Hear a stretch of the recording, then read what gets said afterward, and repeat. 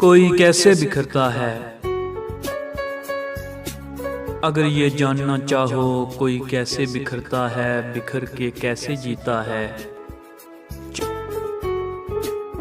चमन में तुम चले जाना, खिज़ां के सर्द मौसम में वहाँ पत्तों को देखो तुम। या फिर एक आईना ले लो, उसे पत्थर पे दे मारो। अगर मुश्किल लगे ये भी तो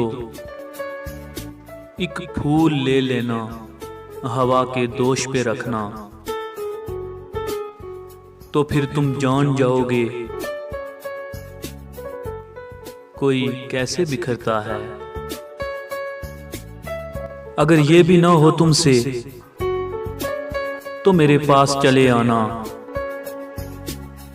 मेरा दीदार करना। खबर हो जाएगी कोई कैसे बिखरता है, बिखर के फिर वो कैसे जीता है।